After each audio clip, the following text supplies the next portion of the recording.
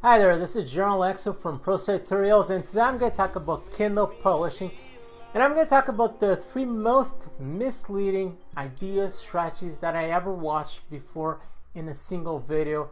And it's a video that I just watched a few minutes ago, because something that I sometimes do, because when it comes to Kindle, I mean, there's basically so much that you can talk about Kindle, and sooner or later you just run out of ideas of things to talk about throughout your Kindle videos.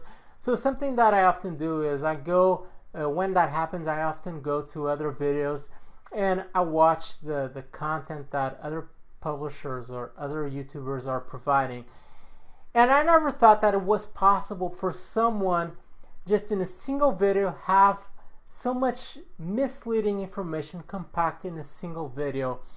And it really got me shocked, because I know that there are plenty of newbies out there that will find this video and they will believe in the information provided in this video, probably even get the course belonging to this person.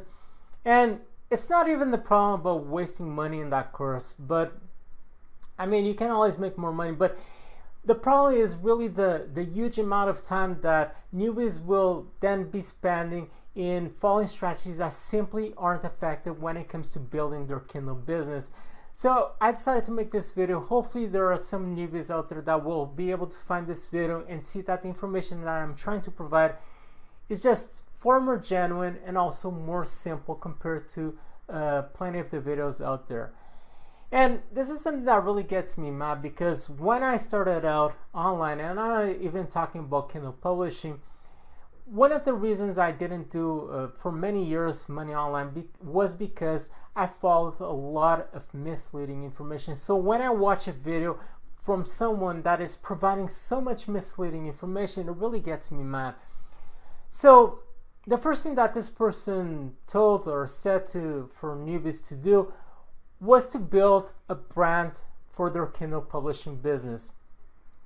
I really don't understand what exactly it means for you to build a brand for a Kindle publishing business. I really tried to grasp this idea, really think about what exactly it means for you to build a brand for your Kindle publishing business. I can understand what exactly that means, but it's not something that is necessary in order for you to make money in Kindle publishing. What exactly is a brand?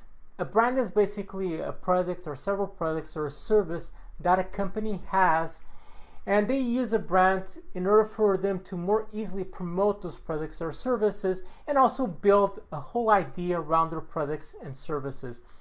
For example, when I talk about Coca-Cola, the first thing that you probably think about is the drink, but also Coca-Cola, the brand, they were able to build this whole idea around their product. And when you think about Coca-Cola, what you think about is something that young people like to drink, and it's something that is cool for people to drink, young people to drink.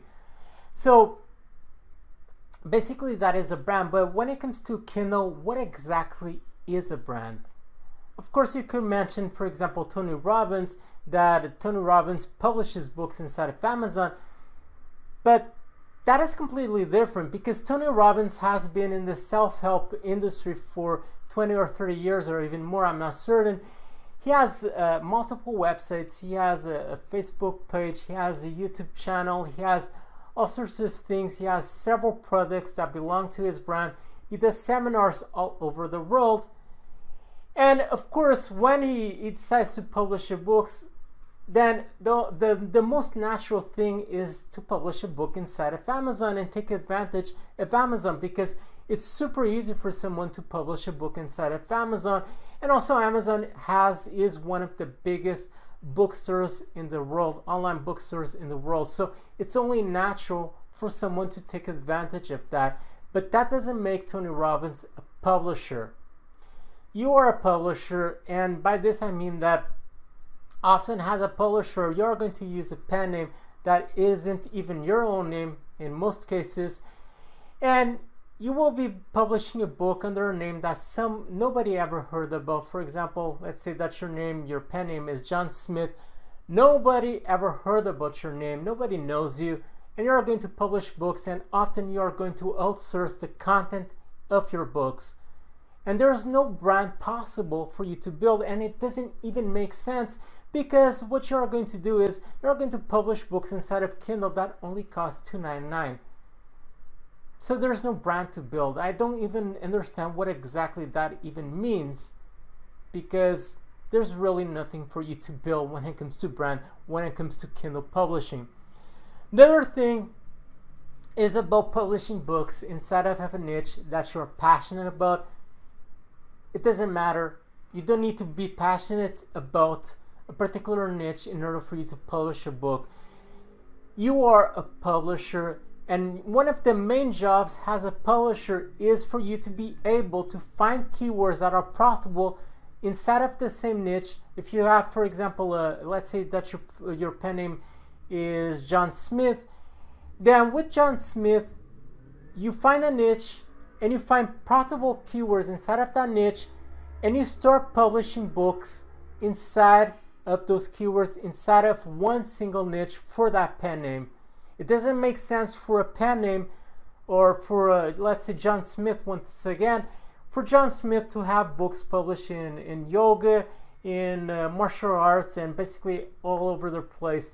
If you want to see with Kindle, you need to find a niche, then you need to find several keywords that are profitable inside of that niche.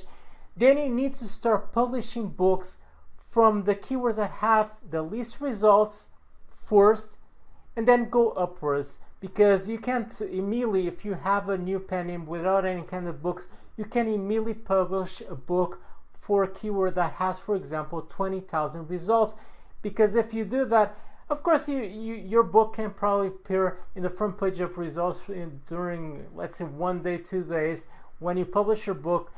But sooner or later, your book simply will fall from the results because you don't have any kind of books established under that name. There's a process that you must learn, and when it comes to Kindle, it's one of the simplest business that you can build online, because basically you can follow an exact formula, and once you know that formula, if you follow it step by step, you can succeed with your business, with your Kindle business. Of course, I'm not saying that you will be doing $7,000 per month after a month or so, or even 10K, but if you follow this formula, you will succeed. And when it comes to this, and I'm kind of going over the top over here, but it doesn't matter. You don't need to publish books in a niche that you are passionate about. The only thing that matters is there's enough people interested or passionate about the niche where you are publishing books. Now, if you like that niche or not, it doesn't really matter, and that's the main reason why as a publisher you outsource the content of your books, because most likely you are going to get into a niche that you aren't exactly passionate about and that you don't know anything about. Of course, you can always write your own books if you want, but you can also outsource them. The last thing I want to talk about is about building an email list, because this person was basically telling newbies that they needed to build an email list, and once they had an email list, they should promote their new books to their subscribers so they can make sales with their new books. And this doesn't even make any kind of sense. The first thing is, building an email list is not that simple. And the second thing is, it requires for you to learn far more than just being a Kindle publisher. And the third thing is, you don't need to have a list in order for you to sell your Kindle books. Okay, this is something that is not necessary. Your main work as a publisher, and I've already explained this before, I would even say that 70% of your work as a publisher is being able to find the right keywords, or in other words, keywords that are profitable inside of the same niche, and being able to structure those keywords in order for you to build a sustainable book business. This is your main work as a publisher.